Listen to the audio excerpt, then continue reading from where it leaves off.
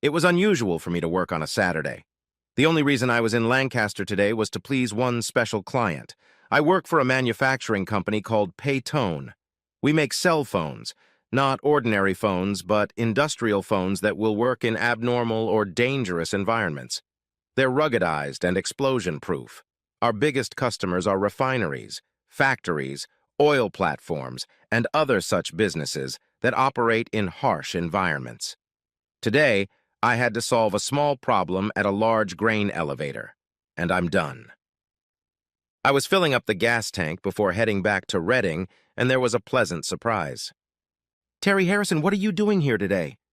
It was Monica Whitmer, an old family friend. Monica and her husband Brian lived near Reading, and we had chatted many times. It had been a long time, and I was glad to see her. "Hi, Monica. Here to work in Mannheim for half a day. How are you guys doing?" We made small talk for about 10 minutes, and I ended up following her to their house for a family barbecue. Monica was originally from the coalfields, and Brian and his family were from Lancaster. Most of the people gathered were Brian's relatives. I called my wife Darcy to let her know that I was being held up by old friends. Then she and Monica chatted for about 10 minutes. It was easier for me to let my wife know I was being held up. The meeting was uneventful except for one small thing. I was introduced to Brian's father and 2 brothers, as well as half a dozen of their offspring. Each of them had the same smile. The fang on the right side of their mouth protruded outward, and when one of the men or children smiled, their lips curled around the tooth in a pixie-like grin. My curiosity took over. "Monica, I need a little help. Do you need more beef or ribs?" No, I'm fine. I was just wondering what the unique smile is with all the kids and Brian and his brothers." "Oh, you noticed. It's hard not to notice, especially when there's a whole group of them. It's the genes. Brian and his brothers and their father have a funny little tooth in the front. They pass it on to their kids, and their kids pass it on to their kids. It's pretty cute, don't you think?" I smiled and let her get back to her hosting duties. On the drive back to Reading, I had plenty of time for reflection. Darcy and I had been married for 20 years. I had met her in college, and we hit it off right away. A few years later, I started working for Paytone and have been with the company for almost 19 years. We have 2 18-year-old twin sons, Ron and Rob, who are entering Pennsylvania State University in the fall, and a sweet little daughter, Jenny, who turned 14. We counted on the boys to get student loans and grants to pay for college, and hoped Jenny would do the same. Darcy and I had a good life, a cozy house, and 2 nice cars. I would be eligible for the company's retirement plan in 2 years, and we had a nice retirement account set up. The company had offered to move me several times over the years, but Darcy was adamantly opposed. Other than that, we got along just fine. Our sex life was good, if not exciting, and there seemed to be no problems in our marriage until now. Darcy made a light dinner, as she knew I wouldn't be able to eat much after the barbecue. She asked how everyone was doing and expressed regret that she wasn't home. Jenny sat at the table and ate in silence. The boys were somewhere off to the side, doing what boys their age do. All was well until Jenny looked up and smiled. Her right lip curled over a protruding tooth, and she looked like a little pixie. I completely lost my appetite and walked away from the table. I had no doubt in my mind that Jenny was Brian's daughter. Just about the time Darcy got pregnant with Jenny, our sex life and our relationship in general began to cool down. Darcy had never turned me down for sex, but the spark and passion was gone. I thought it was natural and didn't think too much about it. I was used to mediocre lovemaking and expected it to be that way for the rest of our lives. I wanted more and would have enjoyed it more, but I didn't want to become a bore. Now things became clear on another level. I could infer from her frequent trips to Lancaster over the past 15 years that the affair was ongoing. Confrontation was not my nature, but I felt I would have to tell Darcy, and I hoped I could do so in a civilized manner. Hundreds of other questions started popping into my head, and by late afternoon I was a complete wreck. I told Darcy that I didn't feel well because of the greasy food, and I fell asleep on the couch that night. I spent the entire next day in the garage working on unnecessary projects I had put off for far too long. I tried to kill time and think. The possibilities were endless. I needed to take some action that was going to bring some satisfaction. I was not bent on revenge, but I wanted to limit any possibility that my actions would somehow benefit Darcy and her lover. I decided to take care of the boys first and foremost. Even though Jenny was not mine, I still loved her and did not want to hurt her. While I didn't want to hurt Darcy, I also wanted to make sure I didn't end up supporting her and Brian for the rest of my life. I knew for sure that I didn't want to spend any more time with Darcy than I had to. Her reaction in the moment of confrontation would probably determine what I would do for the next few days. I decided the best time to do it would be after Sunday dinner. Darcy was a pretty good cook, and dinner that night was, as always, excellent. Ron and Rod excused themselves before dessert to go to a friend's house. Jenny finished her dessert, and after she left for the living room, Darcy and I were left to sit over a cup of coffee. "Something's been bothering you all day, Terry. Care to tell me exactly what it is?" I seemed to be a little obvious in my brooding. "I'm just wondering how long we're going to wait before we tell Jenny who her real father is." I didn't know how else to broach the subject. A long pause hung on the other end of the table, followed by a deep sigh. "It's amazing how long it took you to realize that."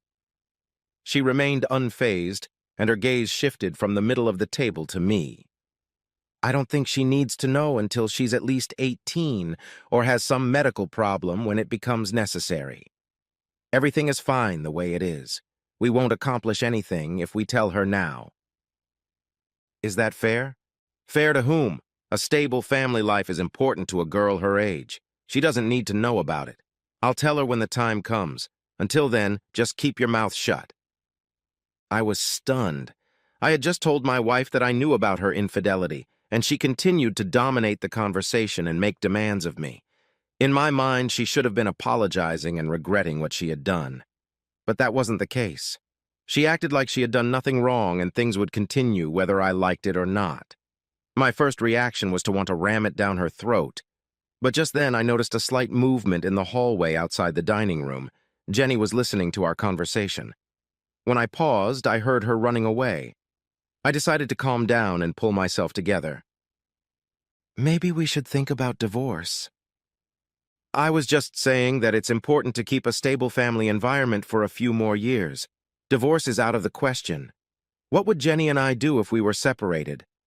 I think it's best to wait a little while until she's older and things stabilize financially. Everything suddenly became clearer. After 2 years, I would be eligible to participate in the company's pension fund. In addition to a portion of my salary, Darcy will be entitled to a portion of my retirement plan when she turns 65. That bitch had planned ahead, way ahead. Now I had something to think about. I sat still, saying nothing. "At least we won't have to endure pity sex anymore. That's already a relief." "What are you talking about?" "For the last 15 years, I've had sex with you when you wanted it so you wouldn't get suspicious. It went on a lot longer than I thought it would because you were so damn slow to figure it out. At least now it's over. We don't have to pretend anymore. I'll probably go to Lancaster more often now." I sat there for a few more minutes, neither of us saying anything. "I'll move my things into the guest room while you and Jenny do the dishes. I don't want to impose on you any more than I have to." "You're acting like a spoiled child, Terry. We can live in the same bedroom without having sex. It's better for the kids." I didn't say anything back. There was a sofa bed in the guest room, uncomfortable as hell, but I didn't need to sleep with that bitch anymore. I got up and was out of the house before everyone else had even had a chance to wake up. I didn't feel like answering questions about sleeping with the kids. After a quick breakfast at the diner, I headed to work. I lay awake almost all night making plans. The day was going to be a busy one. My bosses at Paytone were more than happy to chat with me. I spent the entire morning tweaking and rearranging arrangements before clearing my desk and heading to lunch. As I finished a large steak sandwich, I realized I was smiling to myself like an idiot. Things were off to a good start. I spent the rest of the day at the bank, the insurance agent's office, and looking for a job. I got home around 3, which was unusual for me. "Why the hell did you come home so early?" "I quit my job." "What? You loved the job. Why on earth would you quit?" She paused for a second, waiting for an answer, which didn't come. "Are you still upset about last night?" "No, I just decided I was working too hard and wanted a change. I got a new job at DC Brown's starting tomorrow. At the feed mill? What the hell are you going to do working in a feed mill? Loading and unloading trucks and freight cars, no hassle and no responsibility. I'm also hoping to lose a little weight. That's the dumbest thing I've ever heard of. How are we going to pay for college for a boy? This job doesn't pay more than minimum wage. And I don't understand what's gotten into your head. What happened to your pension? Quit. I had to work 20 years to get it, and I didn't have it. Did you get your severance pay? What about vacation and sick pay? No, no, and no. You have to give 60 days notice to get accrued sick or vacation pay. Severance pay is only paid if you are laid off. I didn't give any notice, I just quit and walked away. What about the boys' college? No problem. The bank will give us a second mortgage, and we can get enough money to prepay 4 years of tuition for both of them. They'll still be able to apply for grants or loans if need be. And how are we going to pay for 2 houses? I think when the boys leave, the house will be too big for us anyway, so we'll probably end up selling it. You're crazy. Darcy shook her head in disbelief at what I'd done and walked away. A sense of pride and satisfaction overwhelmed me. My plan was in motion. Over the next 2 months, the relationship between Darcy and I grew worse, but my relationship with Jenny improved. Jenny became the perfect little daughter, even though she wasn't mine. I wasn't sure if she had overheard Darcy and I talking. The second mortgage on the house went smoothly, mostly because I had prepared everything in advance. Every dollar went directly to Pennsylvania State University to prepay Ron and Rob's tuition. We could no longer afford to make the mortgage payments, so the house was put up for sale. I quietly sold my gun and coin collection and stashed the money in a safe place. I traded my BMW for a used Ford pickup truck to keep the payments down. Darcy and Jenny kept their cell phones, but I got rid of mine and told the boys to get their own if they needed to. I was barely earning enough to pay utilities and buy food. I had to put off making payments on the house until it was sold. The bank realized this. After the house was sold, we had about $30,000 left over. I took the entire check and bought Darcy a new Lincoln sedan. I checked the Blue Book thoroughly, and this car had the highest percentage of depreciation. In 5 years, it will be worth next to nothing. I hope she enjoyed it. We rented a small house in a modest part of town. Darcy started going to Lancaster more often. We never talked about it. I tried to save a little from my paycheck, but it wasn't much. Darcy didn't know it, but all the life insurance policies were canceled or cashed in. That money was also going into my secret account. Jenny and I were becoming very close. She was drifting away from Darcy and becoming more and more attached to me. I didn't mind, but Darcy seemed to be annoyed. The boys were doing well in college. As Jenny's 16th birthday approached, I asked her if she wanted anything special. She whispered in my ear that she did, and asked me not to tell her mom. Darcy was furious when she saw that Jenny's right fang had been pulled out. Because it was growing in, the dentist was able to remove it without leaving it where it should have been. There was a small sore left on the gum where the tooth came out, but he said it would disappear without a scar. Jenny was thrilled. Darcy didn't speak to me for a week. I thought it was a great gift. I had lost almost 30 pounds during my time working at the feed mill. In the right light, it looked like I actually had abs. I guess I was kidding myself, but it was nice to dream. I agonized for the first few weeks, but eventually I began to enjoy exercising. Jenny was in her last year of high school and we became best friends. It was her choice, not mine, but I was honored. Darcy, like a bolt out of nowhere, went from sullen to happy. She was cheerful and bouncing around like a little girl. I put up with it for a few days and then cornered Jenny. "What the hell is going on with your mom?" "I'd rather not talk about it. She's acting disgusting." "What does that mean?" "She found out 3 days ago that Monica Whitmer has cervical cancer. The doctors say she has less than 3 months to live. Ever since Mom found out, her head has been spinning. I think it's terrible that she's taking such pleasure in someone else's grief. Monica hasn't done anything to her, and she's being a real bitch." "It's not nice to call your mother a bitch." I don't know what other name would be more appropriate right now. Unfortunately, I had to agree with Jenny. Now that I knew the source of her delight, I felt the same way Jenny did. It cost me a lot of labor to tolerate her and at the same time keep my mouth shut. I worked a lot of overtime and spent a lot of time away from home. Sometimes Jenny would take me with her and we would wander around the mall for hours. We didn't want to go home. 3 weeks later, I was served with divorce papers. Since Jenny was about to turn 18, child custody was not an issue. We no longer had a house and no more money in the bank. Darcy didn't ask for alimony or support. It was just a normal divorce for incompatibility.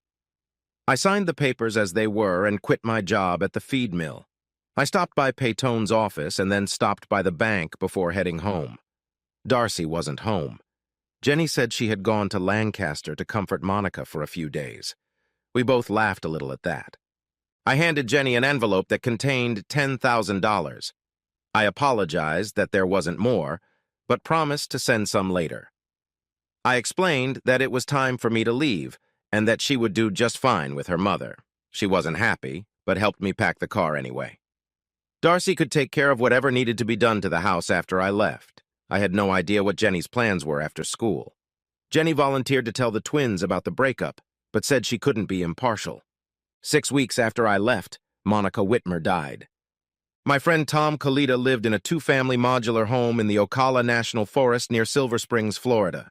He actually lived in Moss Bluff, but no one had ever heard of it. He was retired from the Air Force, and he and his wife Wanda spent most of their time fishing and attending yard sales. Tom had been talking me into coming to visit him for several years. It was nice to have a place to go. I was always mesmerized by the fishing shows on TV where they caught monster fish using ridiculous lures. Tom spent the next few weeks proving it was real. He taught me how to cast a jiggerbug over the tops of the lily pads. It was thrilling to watch the huge jaws come out of the water following the pesky intruders. It was fun for the first few months, but then it started to get tiresome. I never heard from home, mostly because no one knew where I was. I was counting the days until the divorce was finalized. Tom and Wanda were aware of everything that was going on and supported me in every way possible. The day after the divorce, Tom and Wanda were going to drive me to the international airport in Orlando. I didn't bring a lot of stuff with me, so it wasn't difficult to pack. I left Tom's Ford pickup truck as a thank you for putting up with me. And then things took a strange turn. No sooner had we pulled out of the driveway than a black SUV followed us. Tom had no idea who it was. Clyde Green and his friend Dave Fielding identified themselves as FBI agents. "We're looking for Terry Harrison. Could you help us?" Agent Green seemed to be the spokesman. I said nothing, only raised my hand slightly. "Mr. Harrison, we need a few minutes of your time. Would you mind helping us out?" "Sure, no problem." Tom and Wanda smiled slightly at the group and walked into the modular home. We all sat down at the picnic table on the front patio. Clyde placed a small tape recorder and notepad on the table. "Tell us about your trip to Lisbon, Mr. Harrison." "Nothing much. I'm starting a new job, and that job is in Lisbon." "Why at this particular time?" "I suppose you probably know that my divorce was finalized yesterday. I've been putting off a new job until the divorce is final. Is there a problem with that?" "No, not at all. Just trying to clarify some points. Let's get this shit over with. Why the hell are you here, and what the hell do you want? I have a plane to catch, and I don't want to play cat and mouse. Get to the point." Green and Fielding looked at each other and shrugged. Green closed his notebook. "Brian Whitmer was killed yesterday afternoon in an automobile explosion. Due to the circumstances surrounding your divorce, we thought it was important for us to speak with you." "Wow, what good timing. I assume you know I've been here for the past 3 months, and Tom can attest to that. I don't know anything about explosives, and to tell you the truth, I had no reason to want Brian dead. As far as I was concerned, he was doing me a favor. I wanted to get rid of the bitch and couldn't wait for it to be over. I in no way resent his affair with my wife. It makes me a little angry that I paid for 16 years to raise his child, but not angry enough to kill him. However, the timing of this is very interesting. We know who planted the explosives, and we know it wasn't you. We need to know if you paid for it, and if you know the person who did it. Tell me who you think did it, and I'll tell you if I know him. Do you know a man named Tony Donato from Westchester? I don't know anybody by that name. In fact, I don't know anyone from Westchester at all. Have you checked phone records and stuff? How do you know it was him? We couldn't find any records of phone calls to Mr. Donato from anywhere in Florida in the last month. The technique used to plant the bomb was very crude but effective. Mr. Donato has used a similar scheme several times before, but we've never been able to catch him. What exactly are you trying to find out from me? I don't know anything about the explosion. I don't know Mr. Donato, and I don't care if Brian Whitmer is alive or dead. Brian Whitmer was the reason my wife left me, and I'm grateful to him for that. No hard feelings on my part, honestly. We just didn't want to leave any stone unturned. You understand, I'm sure. You'll be available if we need to talk to you again? Of course. I'll contact you as soon as I'm settled. 4 hours later, I was on my way to Lisbon. The plane ride gave me plenty of time to think about the past few years. My relationship with Darcy had been going downhill for a long time. I was too stupid to realize she was having an affair. Plus, I was raising her child as my own. I actually loved Jenny and bonded with her after I found out she wasn't mine. Once I realized that Darcy was planning to make some monetary gain from my employment and retirement, I decided to take steps to prevent it. Paytone was happy to put my job on hold for a few years if I agreed to head up the new European division. The timing was perfect for both the company and me. I hadn't counted on Brian's wife dying, but Jenny was close to graduation as it was. My new position as Vice President of Continental Operations came with a significant salary increase, an excellent benefits package, and the reinstatement of my old retirement plan. I had a small nest egg stashed away, and all my affairs were in order. I regretted not doing more for Jenny, but I could make up for that later. Ron and Rob were graduating from Penn State, and things were going pretty well for them. I was 3 months behind Darcy and Jenny, but I hoped to catch up after I got settled. The interview with the feds went faster and easier than I thought it would. I thought that was unusual, but didn't dwell on it too much. With a silent sign of relief, I pushed the thought to the back of my mind. It did, however, make me wonder what had happened. Getting settled into my new home was much easier than I thought it would be. I had subordinates now, and they had pretty much sorted everything out before I arrived. The house, or should I say villa, they had picked out for me was stunning. It was on a hillside with a beautiful view of the harbor. I had language classes twice a week and had plenty of time for private tutoring. As they say, life was good. For one reason or another, I didn't contact either Jenny or Darcy. In fact, no one but the company and the twins knew where I was. Ron was in grad school at the University of Texas, and Rob was a second lieutenant in the Army, courtesy of ROTC. They said Darcy was at graduation, but no one discussed a breakup or divorce.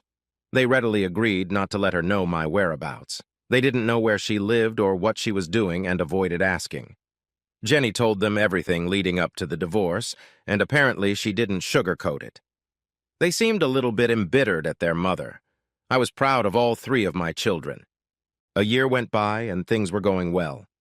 In early April, I received an invitation to Jenny's wedding. Unfortunately, it got to me about 2 weeks after the ceremony date. Inside was a small note in which she expressed her desire for me to marry her if I received the invitation in time. I felt bad about not being there for her. It took my assistant about 2 hours to get Frank and Jenny Conti's current address and phone number in King of Prussia. "Hi, Jenny. It's Daddy." Daddy, you got my invitation. I missed you so much." "Hey, keep it down. It's okay. I'm just sorry I didn't find out about the wedding until it was too late. I'm really upset that I missed it." "It was wonderful, and except for the fact that you weren't there, it went great. I really wanted you to walk down the aisle with me. Frank is a great guy, Dad. You'll like him. He just graduated from Drexel with a degree in electrical engineering and will hopefully be starting a new job in a couple months." Jenny was talking at a mile a minute. She sounded as excited about talking to me as she was about the wedding. I was happy for her. "I didn't buy you anything. What do you need or want?" "I need to see you and introduce you to Frank. Can you come home?" "Not right now, but why don't you and Frank come visit me? I have a beautiful house and plenty of room. I can get tickets if you guys can figure out how to arrange it." Okay, that sounds great. Can I call you back tomorrow? Give me the number. I love you, Daddy, and I miss you. I can't wait to see you. I'll make it work, don't worry." Jenny's new husband was everything a father could wish for. He was good-looking, hard-working, and ambitious. I liked him and felt he would take good care of my daughter. Even though I knew Jenny was not mine, I loved her as if she were my own. Jenny eagerly gave me news of her mother. Darcy had become estranged from Brian's family after his death. They believed she was somehow responsible for what happened to Brian.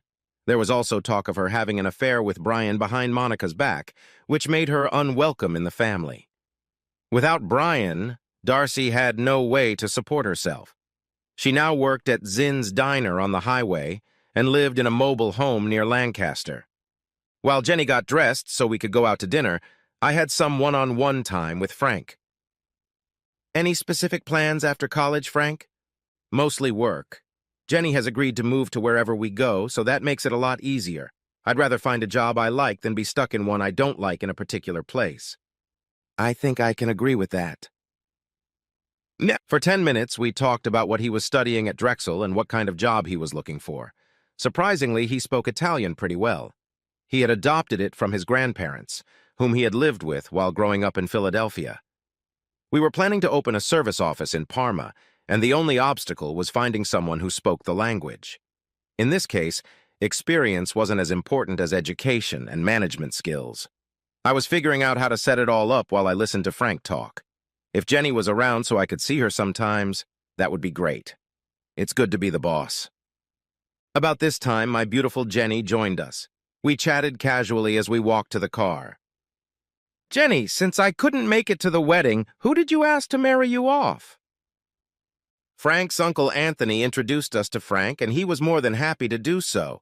He also gave us a very nice wedding present. Frank laughed at that. I never expected to get a $10,000 wedding gift from anyone, and getting it from Uncle Anthony was a real surprise. It's not like he has a real job or anything. I don't know where he gets the money from, but it was very nice. I must remember to send Uncle Anthony Conti a nice letter to thank him. Oh, no. He's an uncle on my mother's side. His last name is Donato. I glanced at Jenny, and a small smirk appeared on her face like a pixie, only without the curl of teeth.